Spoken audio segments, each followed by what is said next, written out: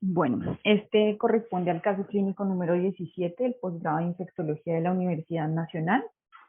Se trata de una paciente de 24 años que consulta el 22 de febrero del 2022 a una institución natural y procedente de Bogotá, quien consulta por una masa en cuello. Tenía un cuadro de evolución de 4 días de odinofagia, sensación de masa en la región faríngea. Le habían aplicado penicilina intramuscular una dosis. Además, presentaba disfagia y dolor intenso. Como antecedentes, reportan en enero de 2022 el diagnóstico de un hipertiroidismo, por lo que se le había iniciado manejo con metimazol 5 miligramos vía oral cada día desde el 1 de febrero. Había recibido vacunación para COVID, 2 dosis. Al examen físico de ingresos se encontraba deshidratada. En los signos vitales se encontró taquicardia y además la presencia de dolor en la escala análoga de dolor con intensidad de 7/10. Al examen físico se encontró además un incremento del tamaño de la amígdala derecha con adenopatías en el cuello anterior de 1 centímetro y edema cervical. Inicialmente se le administró ampicilina sulbactam, fue valorada por el servicio de fonoaudiología, quienes indicaron que tenía cambios en las cualidades de la voz y sensación de atoramiento. Además, el 23 de febrero ella persistía con o presentaba fiebre, por lo que y dolor, y además se identificó la posibilidad de un absceso periamigdalino, por lo que fue llevada a drenaje en consultorio que fue fallido. Dentro de los paraclínicos se contó con un hemograma previo a la hospitalización en donde tenía un recuento de leucocitos de 12.770 el total, pero para el ingreso y previo al mismo tenía unos leucocitos de 600 con unos neutrófilos de 150 y monocitos de 400 con las demás líneas celulares normales.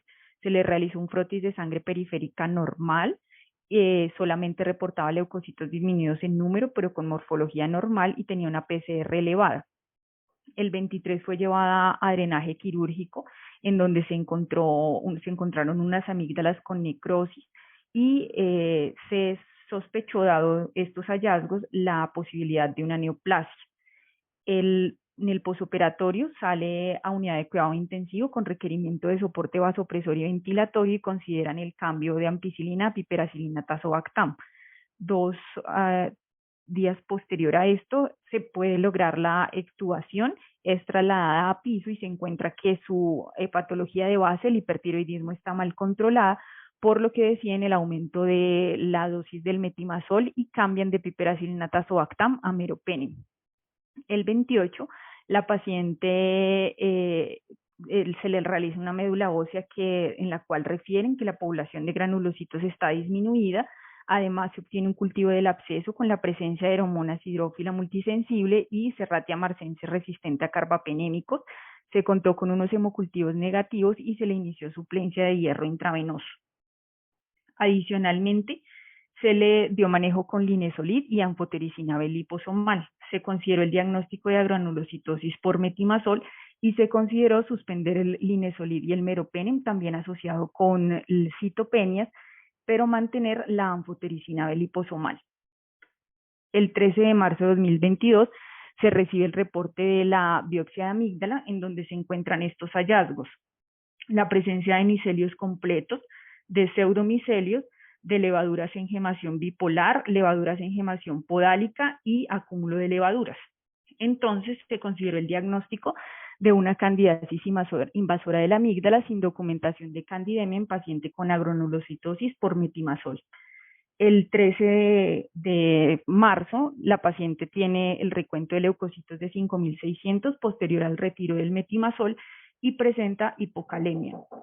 El 17 se considera darle egreso con fluconazol a dosis de 400 miligramos al día vía oral por 8 semanas y pues se lleva a seguimiento ambulatorio.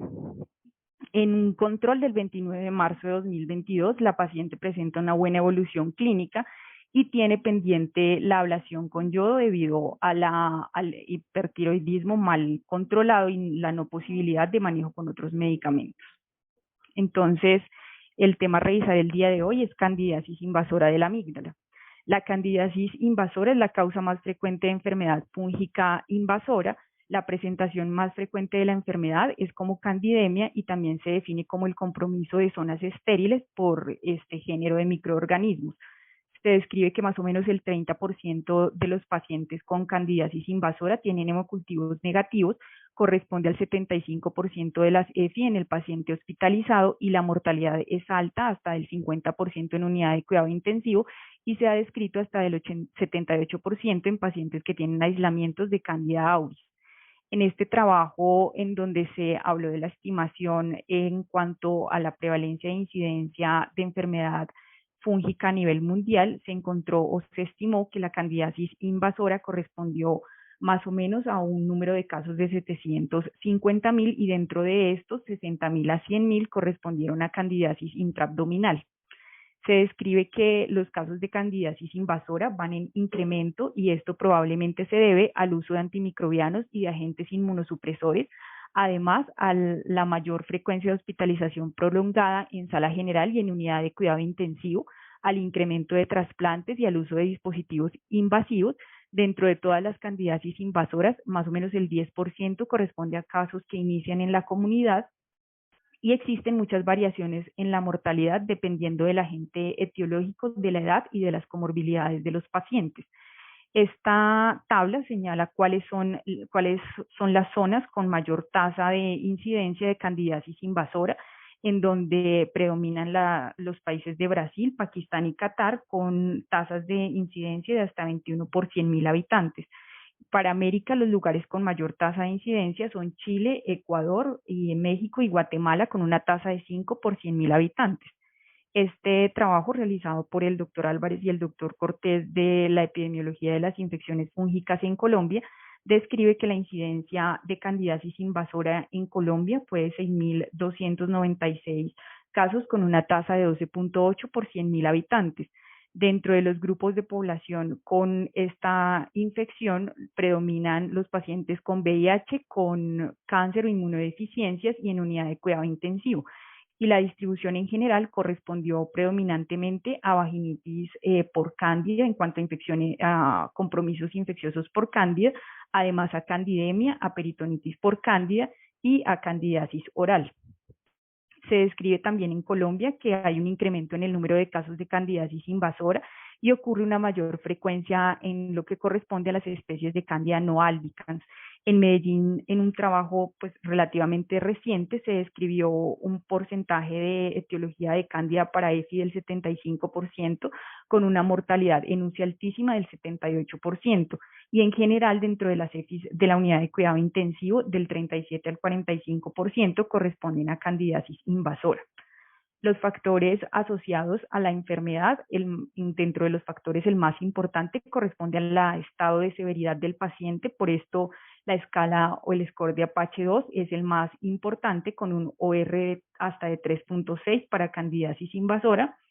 Dentro de los otros factores asociados se describe la colonización multifocal, la nutrición parenteral, el ingreso a UCI, el antecedente de cirugía previa, la sepsis, el uso de antifúngicos previamente, el tener dispositivos invasivos como el catéter venoso central y la ventilación mecánica invasiva. En Colombia, este trabajo realizado en Medellín de pacientes con candidemia describió como factores asociados la estancia general mayor a 25 días, una estancia en UCI mayor a 14 días, el antecedente de hemodiálisis, el uso de meropenem y la cirugía abdominal. En general, de todos los pacientes con candidiasis invasora, cerca del 68.5% de ellos tienen comorbilidades. La más frecuentemente descrita es la neutropenia con un OR de 3.24, seguido por el antecedente de inmunosupresión en general con un OR de 3.1, y dentro de las comorbilidades descritas están la diabetes mellitus, la enfermedad renal crónica, la enfermedad hepática, cardiovascular y las neoplasias principalmente hematológicas. Específicamente, los factores asociados a candidiasis invasora o a candidiasis orofaringia son varios y se describen dentro de ellos el uso de medicamentos, ya que estos generan un desbalance en la microbiota con una interferencia en la inmunidad de los linfocitos T, de los linfocitos B, la producción de inmunoglobulinas y de interleuquinas, además porque se promueve la serostomía y hay una disminución de la lactoferrina, la lisozima y la estatinas, que en el contexto de la cavidad oral son las que permiten hacer un control de que no haya un proceso infeccioso como tal por cándida. Se han descrito muchos medicamentos relacionados con este proceso, dentro de ellos azatioprina, los antibióticos de amplio espectro, antidepresivos, anticolinérgicos, antipsicóticos, antihipertensivos y el antecedente del uso de radioterapia, especialmente de cabeza y cuello. Dentro de los factores nutricionales descritos relacionados con las infecciones por Candida orofaringias están el déficit de hierro y de folato. Esta paciente del caso clínico de hoy tenía un déficit importante de hierro y recibió suplencia. Además, el déficit de vitaminas como la B12, la C y la A, y el uso de abundantes carbohidratos, porque se ha descrito que esto influye en la disminución de la respuesta inmune, en una pérdida de la integridad epitelial de la cavidad oral. Además, la presencia del consumo abundante de carbohidratos promueve la adherencia y la invasión de las hifas de Cándida. Ahí ocurre hiposalivación y ocurre una reducción en la producción de interleuquina 6, 8, 10 e interleuquina 1 beta. Dentro de las comorbilidades asociadas a candidiasis orofaringe están la diabetes mellitus en un 4 al 50% de los casos, el antecedente de cáncer en 30 al 90% de los casos, y muchas otras comorbilidades se han descrito como hipotiroidismo, hipoparatiroidismo, el síndrome de Sjögren, el uso de implantes dentales y el tabaquismo. Todos estos a su vez también generan hiposalivación, generan el hecho de que el pH salival se vuelva ácido, hay un ambiente de hiperglicemia que promueve una pobre respuesta de linfocitos T, B y mayor colonización.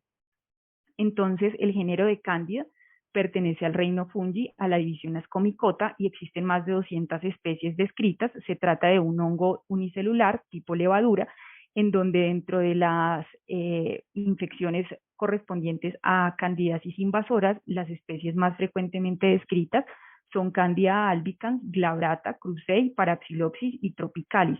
Se describe que dentro de las candidiasis orofaringias totales, más o menos Candida albicans corresponde al 72% de los casos. Este es un mapa que señala más o menos la distribución geográfica de las especies de Cándida, en donde hay variaciones. Por ejemplo, en Canadá, dentro de las especies no albicans, la más frecuente es Candida glabrata, mientras que, por ejemplo, en Brasil, la más frecuente es Candida parapsilopsis. Y en la señal del globo verde se encuentran las localizaciones en donde se han descrito casos de Candida auris. En Colombia, en la mayoría de series descritas, la especie más frecuente corresponde a Candida albicans, seguido por Candida tropicalis y en algunas series por Candida parapsilopsis. En cuanto a la distribución del microbioma de la cavidad oral, se ha descrito que respecto a la presencia de microorganismos fúngicos existen dos micotipos. El micotipo 1 es en el cual predomina la presencia de Cándida en pacientes que son portadores asintomáticos, y en este grupo de pacientes Cándida albicans se encuentra en el 70 al 85% de ellos, y existe el micotipo 2 que se caracteriza por la presencia de malacesia y además tiene una mayor diversidad fúngica y se relaciona menos con la enfermedad. La cavidad oral pues tiene diferentes microorganismos que principalmente corresponden a bacterias, pero Cándida puede estar ubicada en diferentes localizaciones como la placa subgingival, la zona gingival queratinizada, la zona orofaringea y la lengua. Se ha descrito que existe una importante interacción entre estos microorganismos tipo bacterias y Cándida. Por ejemplo, el Streptococo bordoni tipo A favorece la adherencia física de Candida albicans porque promueve la producción de estas proteínas ALS1 y ALS3. Es decir, que dentro de todos los microorganismos que están en la microbiota, la interacción entre ellos, que es bidireccional o multidireccional, es la que puede permitir que ocurra o no la infección por Cándida. Por ejemplo, también los estreptococos estimulan la producción de la proteína HWP1, que se encarga de permitir que haya la producción de hifas a partir de Candida albicans, y además que se promueva la producción de adhesinas como ALS1 y ALS3. Otros microorganismos como las porfiromonas favorecen el acúmulo de levaduras de Candida albicans. La lactoferrina impide la formación de biopelículas de Cándida, y esta es producida por los lactobacilos, y además microorganismos en general, tanto anaerobios como aerobios, promueven la producción de farnesol que inhibe la formación de hifas de Cándida. En general, el microorganismo, una vez coloniza, a través de la producción de hifas, logra invadir el tejido, y esto a su vez permite que se formen los micelios, que se inhiba la fagocitosis y que haya una inhibición de la respuesta inmune en todos los escenarios, pero en donde además se promueve la inhibición de la producción de interleuquina 17, que favorece la diseminación fúngica. Existen varios factores asociados a la evasión de Cándida respecto a la respuesta inmune, como por ejemplo la transición que logra de levadura a IFA, la baja regulación del receptor Toll-like receptor 4, además impide la producción de dectina y la actividad de monocitos y de macrófagos, impide el funcionamiento normal del complemento, específicamente de C3, inhibe la producción de los fagolisosomas y actúa como inmunomodulador tanto TGLPER1, TGLPER2 como TGLPER17. Dentro de las manifestaciones clínicas de candidiasis invasora, se ha descrito que se debe sospechar en pacientes que tienen fiebre con escalofríos, ya que esta es la presentación más frecuente del 70 al 82% de los casos en pacientes que tienen factores de riesgo y que además no presentan mejoría con los antibióticos. También se caracteriza por tener un compromiso o generar un compromiso multiorgánico. Se describe que más del 20% de los pacientes pueden tener compromiso ocular con corioretinitis que incluso es irreversible, y como lo muestra la imagen, los pacientes pueden hacer bolas fúngicas a nivel de la retina. En cuanto al compromiso en piel, ocurre en el 13 al 35.8% de los casos y se caracteriza por la presencia de pápulas que se vuelven pústulas a nivel diseminado o generalizado.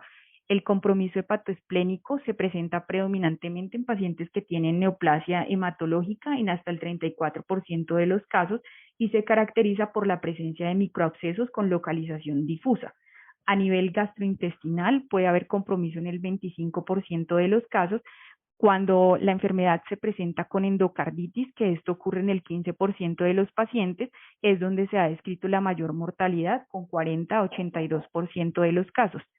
En general, las manifestaciones de la infección son variables dependiendo del compromiso orgánico específico. En esta descripción, que en general son pocas las descripciones sobre candidiasis invasora por cándida, que es en esta descripción antigua de 1982 sobre micosis amigdalina y su relación con las características histopatológicas. Estas dos fotografías fueron ejemplos de candidiasis invasora en la amígdala en esta serie de casos, y se encontró que del total de 227 casos, el 21 de ellos correspondían a infección por levaduras y la más frecuente fue Candida albicans. Este es otro reporte de caso de 1997 de una candidiasis invasora de la amígdala, en donde en general se describe que lo que más frecuentemente hacen los pacientes es fiebre, odinofagia, sensación de masa, y disfagia. Respecto al diagnóstico, las pruebas diagnósticas se pueden agrupar en métodos basados en cultivo y métodos que no se basan en el cultivo. Entonces, los hemocultivos pueden ser positivos hasta en el 50% de los pacientes. El cultivo para muestras histopatológicas debe hacerse ojalá en agar, dextrosa, saburó, porque la sensibilidad en este medio de cultivo puede ser mejor respecto a los demás y llega a ser del 51%, pero existen sistemas para mejorar el rendimiento de esos métodos basados en cultivo, como el MALDI-TOF, posterior a obtener la muestra del cultivo, en donde la sensibilidad aumenta hasta el 95%. Y existen otras pruebas como el PANFISH, que corresponde a una hibridación in situ de ácidos nucleicos con también una muy buena sensibilidad. Respecto al cultivo de la histopatología y tinciones de plata, cuando se unen a las tinciones, por ejemplo, de plata metenamina, se ha encontrado que el rendimiento respecto a la sensibilidad mejora hasta el 70%. Existe la estrategia o el uso del cromoagar cándida para identificar la especie según la coloración del crecimiento de la colonia, y esto tiene un buen rendimiento con una especificidad del 95% y una sensibilidad que sí es baja del 46%. Existe un nuevo método descrito hace más o menos 2 o 3 años que corresponde al cromoagar Candida Plus, en donde se describe que es el único de los cromoagares que es capaz de identificar a Candida auris con una sensibilidad y una especificidad del 100%.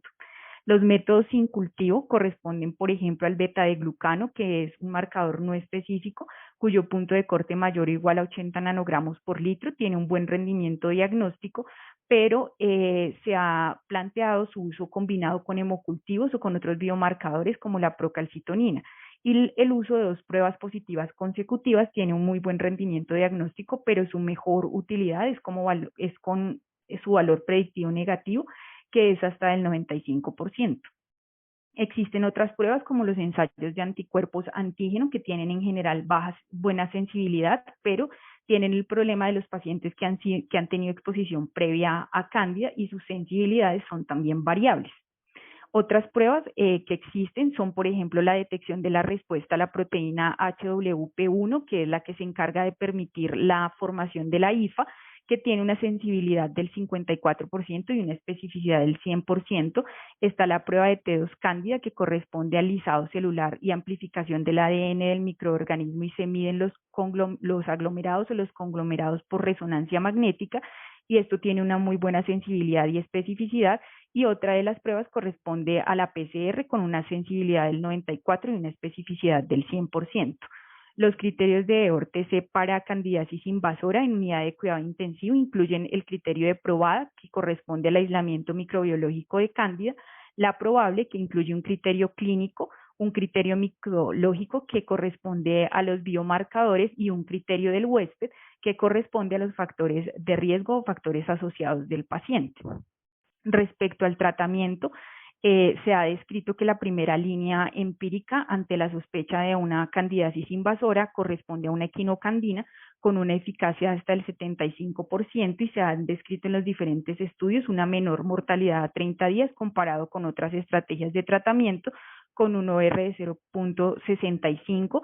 Una vez es identificada la especie de cándida específica, se pueden usar otras alternativas como el fluconazol o la anfotericina B, dependiendo de lo que corresponda. Y además, para el tratamiento, pues se debe tener en cuenta el control local de la infección, ver si el paciente presenta una mejoría clínica que sea evidente. Respecto a la candidemia, se debe contar con un hemocultivo negativo y posterior a esto se plantea el uso del tratamiento, ya sea la equinocandina, 30 días posterior a esto. Si hay un compromiso orgánico, se describe un tiempo de duración del tratamiento de 4 semanas y esto debe ser guiado por la susceptibilidad microbiológica.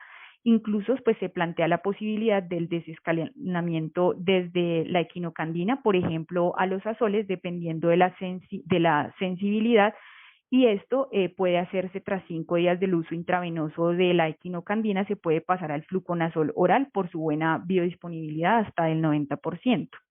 Entonces, para concluir, la candidiasis invasora es una enfermedad que tiene una alta morbilidad y mortalidad. Se debe sospechar según los factores de riesgo del individuo. Para esto existen para el diagnóstico diferentes pruebas que se basan en el aislamiento microbiológico o en pruebas que no están basadas en cultivo o biomarcadores. El tratamiento de elección corresponde a la equinocandina, pero existen varias alternativas que pueden verse según la susceptibilidad del microorganismo y el órgano que esté comprometido. La duración del tratamiento también va a depender según el cuadro clínico del paciente.